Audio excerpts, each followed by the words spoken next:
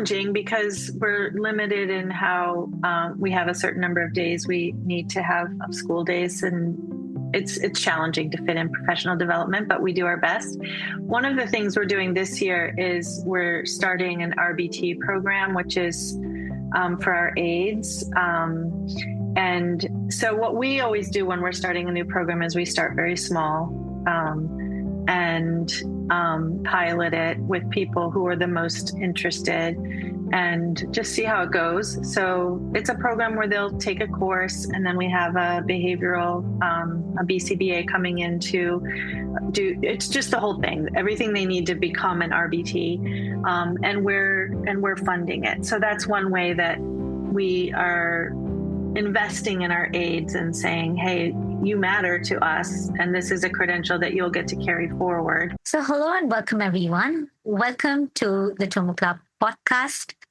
Today, we're thrilled to welcome Deanna Wylie Mayer, Executive Director and Head of School at the Helix School in San Rafael, California. Deanna leads a certified non-public school serving autistic learners aged 5 to 22, overseeing academics, therapy-integrated programming, staff management, and community partnerships.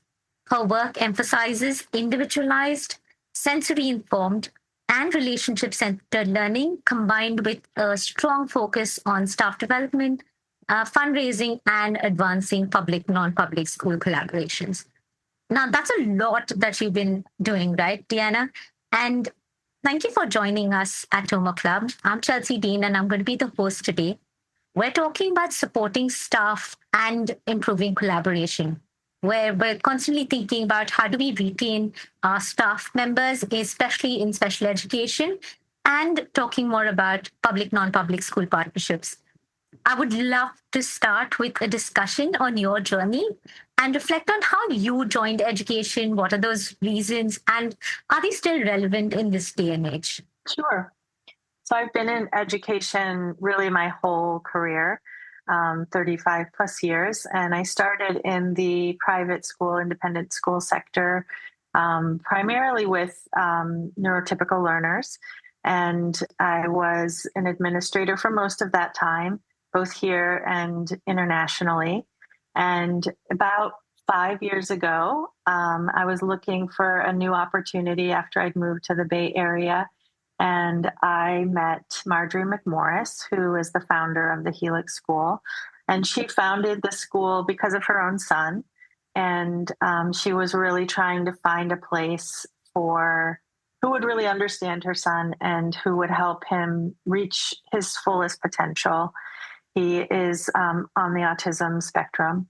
And we really just connected. And I have a special needs sister myself. And she was older than I and really didn't, back in those days, have any of those kinds of opportunities available to her. I've always been somebody that's very mission-driven, purpose-driven in my work. And I think for me, meeting her and knowing that I kind of see this as my kind of my denouement of my career. And I thought, wow, like what an opportunity to take my career in education and administration and apply it in a place where the work is so powerful and important, and meet these families who, for many of them, they describe it as kind of their last stop. Like they've just tried everything for their kiddos. And so it's been a really, really powerful experience for me. Thank you so much for sharing that, Deanna. I think what I'm also hearing is when you talk about your work being mission driven, I think it speaks a lot with where you are currently as well, right? Or at least what you aim to do as an educator and as a leader in this field, especially when you talk about the mission and also trying to resonate it with the experiences that you've had and you wished that your sister also had, right? Sure. Yeah. Yeah. And I would love to know a little bit more about what is this sort of mission that you have worked towards, right? And I see that it is more impact driven. You would want to see impact right away. But I would love to know more about Helix as well. And you talk about Helix, which also has a very mission driven environment. as a leader, how do you build and maintain a culture that is still driven with this sort of impact mindset? Yeah.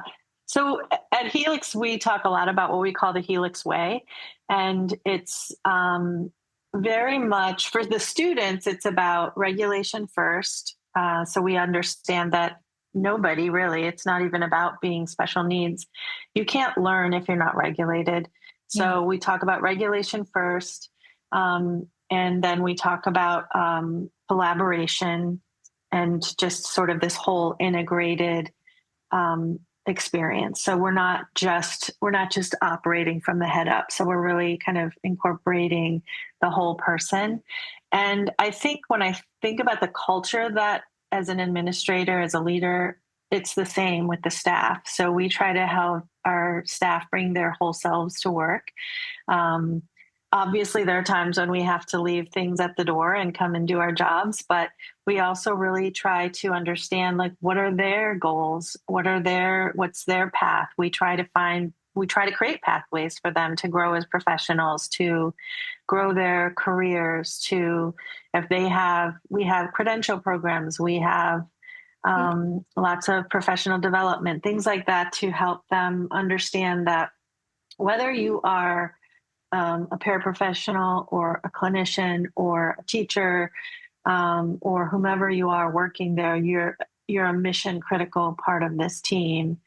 And for example, last night we had our back to school night, and everyone was there, whether it was the person who is our building manager or our finance person or our aides, and all of them were there. And because everyone is a part of that team that helps support the mission of the school. And I think that's part of how we create that culture. Right. I mean, for so many teachers and so many staff members to actually feel like a unit, how do you do that? Like, what is something that has been a driving force for for your staff particularly? How do you build that sort of mindset for them or with them? Yeah. I mean, it's a balance. There's that phrase of um, to whom much has been given, much is expected. So you're always trying. I mean, there's a reality. I mean, it's a business, so we try. I mean, we're a small school. We're really a startup school. We're only 10 years old. So we are still in many ways in our early stages. So we do our very best to pay as well as we possibly can. And I do think we're pretty competitive in that regard. We're not the highest, but we're as high as we can be for who we are. And so we do our very best in that regard. But at the same time, I think there's a certain kind of pride and respect that comes when you also expect a lot from people, that there's a certain way that we show up to work and we all really, I think, to the person, everybody knows that we're showing up for these children. And that's really what we're keeping front and center all the time. And it's very hard in a way, I'll flip it. It's very easy to keep that mission in front of you when you see they're such beautiful children. And when you see them come in front of you, it's very easy to remember your why. I know a lot of people in like the tech world like to talk about your why. It's very easy to remember your why when they're like sort of bright shining faces are right in front of you. But we also sort of there's a big expectation and a big responsibility that comes from that. And I think that there's a pride that comes when you feel like you're a part of that. And so I think for people feeling like they're a part, money matters, obviously, especially here in the Bay Area. We have to help people survive, but we all know that money's not everything, and people really do want to feel like they're a part of something important. And I think when our staff feels like they're literally changing lives, it's what brings them back to work. And what I'm hearing right now is taking care of the hygiene factors, at least over here, helps you at least work on the motivating factors. So you're not constantly looking at, okay, uh, a teacher's getting burnt out because they're not even being maintained here, or at least you're not giving them that sort of security here, right? And at least you have some sort of motivating factors that you can focus on, because at least the hygiene factors are met, right? For their Right. motivation into this job. So just, I mean, it's wonderful when you say that the teachers, or at least the staff, is also very uh, is thinking from a very student centered perspective, right? That the student needs to grow, or the student, we're here to make a difference. How do you bring about like sustainable changes, especially with teachers? Because we've come to understand that teacher burnout is a huge problem right now, right? Or at least a huge point of concern that a lot of school leaders are also working towards, right? How do you, as a school leader, work through this? Right. I mean, it's real. And finding, we still, even with everything I just described, we still struggle with turnover. We still struggle with particularly teachers. I mean, we have also, because we're a school that we have OTs on staff, we have speech therapists on staff, we have counselors on staff, we have teachers on staff, and they're all part of the team. So as our aides. So and even though we're doing our best, we still struggle with it. And finding new staff when staff decide to go to another field, or sometimes they just leave for the reasons people leave, like they're moving or something. And sometimes it is because of burnout. Then I don't know. I mean, I think I'm not going to pretend I have the answer, but I will say, like, when I've been going to education conferences, one of the things that I have been trying to be really vocal about is it is a question that the education community really has to start to look at very seriously and in very creative ways. Because the truth is, so if you look at things like the tech world, for example, they have things like 4-day work weeks, or being able to work from home at least part of the week, or things like that. All things that are very hard to figure out how to offer in our field. I imagine it's not different from the health field or something like that. But I think we're going to have to start getting creative about how we look at that, because that is what we're up against. Yeah. And if we just keep going, well, we can't do that because we're teachers, it's going to break. Because at some point people are going to say, okay, but I can't keep doing that. Yeah. So that's where I think the idea of kind of thinking about technology and how technology can support us is really an interesting question. And I would love to be continuing to be a part of that conversation, because I do think that's part of the solution. It's not all of the solution, but because even in the midst of everything I just described, the struggle is real. It's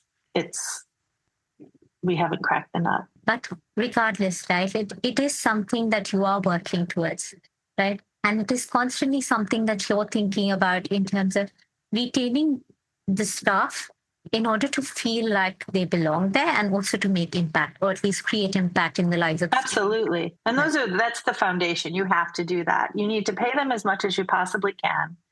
You need to make them feel like the work they're doing, you need not make them feel like, remind them that the work they're doing is really so important. It's some of the most important work that exists. And then the rest of the work is going to be a lot more creative. And I think we haven't quite figured out what that's going to be yet. Right. So if we could brainstorm really quickly, what would be one strategy that you might want to pick up, say, from a corporate setup and bring about into your school? Well, one thing that we're always talking about is, could we figure out a way to do a 4-day work week? Mm-hmm. Could we figure out, because I think that would be really attractive to people.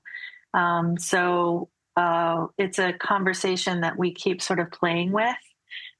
So I don't know, maybe we'll be one of the first schools to offer that. We're not a 4-day school week. Got it. Because we know that students need to be in school 5 days, but can we create teams, or something like that, so that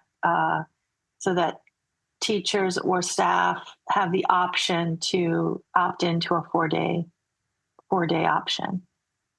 So that's probably the number one thing I get asked about, is that. That's Because of course, within a teaching schedule, it's not about time off. We get reasonable time off, but it's the 5-day work week can be pretty challenging. and it's a lot of work, right? Even A though, lot of work. okay, we're going in for a few hours. When we say few hours, we're still giving in about 6 to 7 hours in school, right? But the amount of effort it takes within those 7 hours, where you're literally working, I think, twice as much as a regular person, because you're constantly interacting with students. There's so much of mental bandwidth required to be in that classroom. I think I completely resonate with you when I think about, okay, maybe a 4 day, 4 days week might be very helpful for teachers. And what I've also seen is that a lot of teachers also opt in for additional work, right? Some sort of freelancing work, or some sort of um, something that can help them further, right? And when I say help them, Right. thinking about more financially, right? Yeah. So, and we do understand that, because again, they need to sustain themselves as well, right? And how do you Right. that particular situation, if you were to see, or at least uh, if you were to have your staff also work in different setups, what would be your thoughts? What are your thoughts right now? And how do you think it impacts or does not impact retention? That some of them need to have extra work. Yeah. Um, well, it's not something that my staff talk to me a lot about. So I think that, I mean, I would imagine what they do talk to me about is that it doesn't end after 6 or 7 hours, that they're going home, and then because they are on all day long, then they're going home and doing the work that they can't do while they're at school. So they're prepping for the next day, or they're reviewing papers, or they're um, all of that. So I think that's the other thing to remember, is that their work day doesn't end just because the school day ended. Exactly. Um, yeah. So I think they talk to me more about that than they do about having to go have another job. The people who are most impacted by that, I would say, are the hourly staff, which is our aides. Sorry. So they are the ones that I think are the ones that go out and have to have other jobs, and what the way it impacts them is exhaustion and just total burnout. Yeah. So So you mentioned about technology, right? Like you said that maybe we need to start leveraging technology in some form or the other, especially when it comes to working with teachers, or the teachers working in the school premises. What are your thoughts on that? And how do you balance technology integration with maintaining your school's relationship centered, sensory informed approach? yeah, I mean, technology should always be in support of, not, it shouldn't, I mean, it should be supporting the relationship, supporting the work, not necessarily leading the work. But if it can save time, for example, if it can save time in lesson planning, if it can save time in report writing, if it can save time in, I think of technology as a thought partner. So if you can use it as that, and we also have to be very careful. And I think we're just sort of starting to figure some of this out because of FERPA and because we're using student data, et cetera. We have to be careful how we're using technology. But helping staff brainstorm lesson ideas and things like that, the kinds of things um, that maybe you might have had to get 4 or 5 people in a room for an hour to brainstorm something, and then somebody would have to write it out, and et cetera, et cetera. Like, you might be able to do that with chat GPT in 12 seconds, and then start iterating on it. So I think that using it as a thought partner, as a jumping off point. It's never going to replace the human. And when we use it, like we're using it, and this sort of, I know one of the other questions you were wondering about was how we partner. We partner with an organization called Pacific Prep, which is an online teaching program, and they do one-to-one education. So because we're a small school, some of our students are in a diploma track program and they require having certain subjects, right. But we're a very small school. And so we partner with this organization, and they have specific teachers come in and teaching specific math classes or specific science classes, et cetera. And it's done online.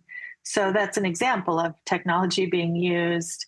They might even be doing a lab over the computer, but there's teachers and aides, they're supporting the students while that's happening. Like that wouldn't have happened 5 years ago in our space. So these students are getting, I think, more access to education, a more broad access to education than they would have gotten prior to that. And I think this sort of collaboration with Pacific Prep also still helps you in deepening your vision for the school, right? In terms of giving the students the best that you can give and really helping them towards their goals more than your own goals, or at least the school's. Exactly. Right? Exactly. Which is beautiful, because I think sometimes we do get lost in maintaining the school's vision and trying to achieve those goals and those numbers, that we often forget that maybe collaborating or creating community that can further a child's growth can be more efficient and more effective, rather. Mm-hmm. So just building off of that, actually, we understand that you also work at least the school works very closely with families and community partners also, right? So how do you foster these meaningful collaborations, which again enhance student outcomes? Yeah, I mean, some of it's just trial and error. Like we tried last year a partnership with School of Rock, which is a pretty popular franchise teaching music. Again, because we're a small school, we don't have all of the amenities that maybe a big public school might have. So they had teachers come in and do some music teaching. So we'll just, and we happen to have a School of Rock in our neighborhood. So we partnered with them for the year. So that's one of the things that we do, is we just reach out to people in our area and say, hey, we're this school in the area. Would you be interested in working with us? So we do things like that. With our parents, that's just baked into our mission. One of the really most beautiful things that we do is we once a week we do this thing called Teach the Staff. Okay. And a parent comes in and teaches, all the staff gather and they teach us about their child. So it's only 20 minutes, but they just tell us about their child, and here's who they are, and here's some do's and don'ts, and here's their history. And we always, even students that we've had with us for years, we always learn something. And it's an opportunity for staff to say, well, sometimes, Joey does this, and when I try that, it doesn't always work. And do you have any suggestions? And it's an opportunity to have it really makes often parents will come in and go, I cannot believe I'm getting to do this. But we feel the same way, like that it's so, like, who could better teach us about this person than them? So, and frequently we'll record, if they allow us, we record them and then we share them out with the community. And then other parents can also watch it, so that it builds community amongst themselves too. So, we're very big on that, like just trying to help people not feel isolated, and also just feel like this is a team effort. So that's absolutely wonderful, Deanna. I think that's such a great idea as well. Especially, I'm still trying to think how it might work with a bigger school with a lot of teachers and a lot of kids also in the classroom. I'm wondering if it can still be done classroom by classroom, right? Like you already have, Sure, it could. yeah, And again, it could be 10 minutes. You don't have to, it doesn't have to be, block out an hour.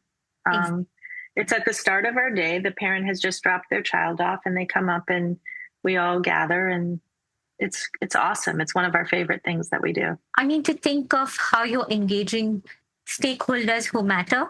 I think I mean, that's the voice that you need, right, for that child's growth. Because as educators, we're seeing them in the classroom, we're seeing them in terms of like papers, we're getting assessments done. When I talk about assessments, I'm also talking about psychometric assessments being done. All of those things, we have IEPs ready.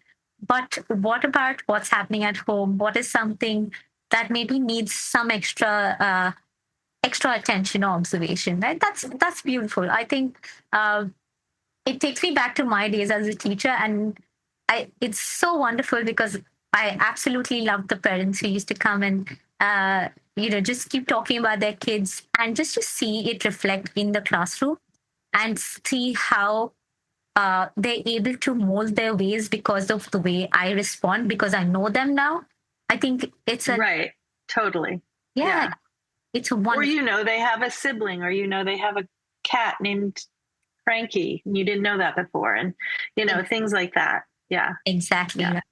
So just towards the end of it, I have like a couple of questions. This is more around your staff, right? So when we talk about professional development, that's something that you also brought up about how you constantly try to have credential programs for the staff. So how do you structure professional development for the staff?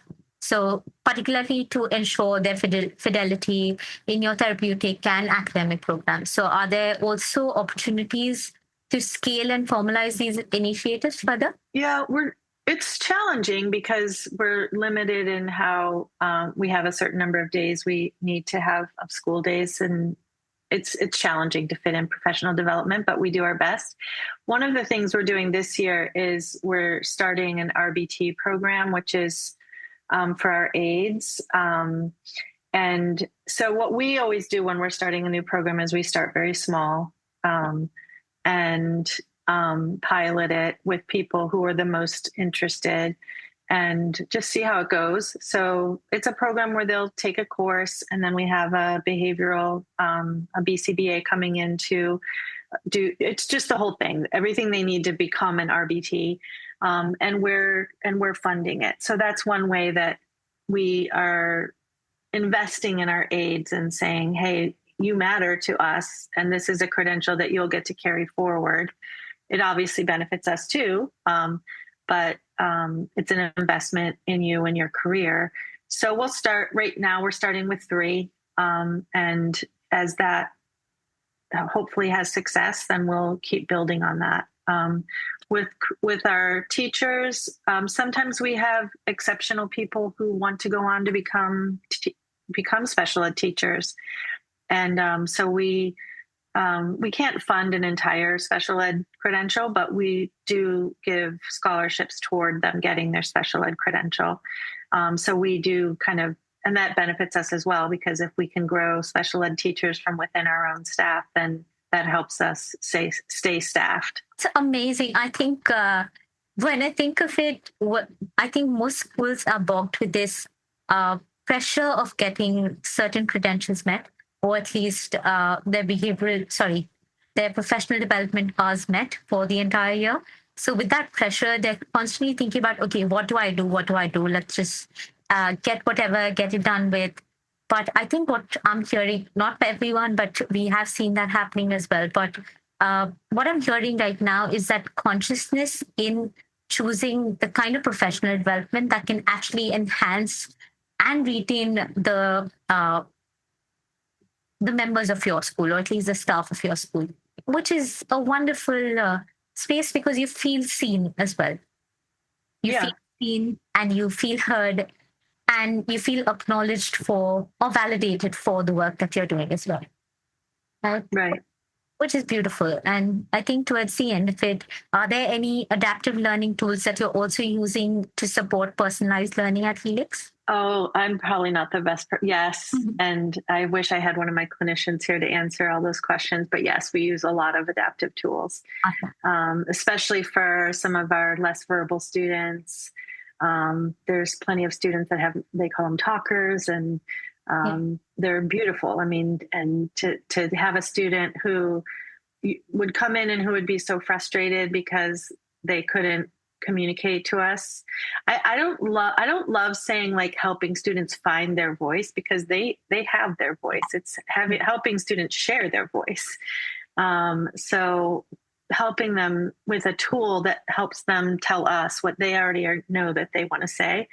So yeah, we have students who have learned how to master those tools, and so have gone from being frustrated to being able to share with us what they need to say, in various ways. So not every student wants to use a talker, so our staff is incredible at figuring out what works for each student. And we have students who still are a little bit old school, and they like to use a whiteboard, and they walk around with a whiteboard, and they will just write out what they want to say. So, and if that's what works for them, then that's what we do. So, Right. That's amazing. And I think that was about it when you really think about how you're supporting your staff, especially to retain them, particularly in the special ed field, because we understand that the burnout rates are high, right? We also understand that individuals do drop off after a year, maybe even half a year. We've seen that becoming a trend year over year. But meeting hygiene factors, and I think that is something that I'm definitely taking back. Of course, not everyone has that sort of not the ability, but at least the bandwidth to do that, whether financially or otherwise. But overall, having the hygiene factors met gives you, as a school leader, at least the space to constantly motivate them and constantly think about ways or uh,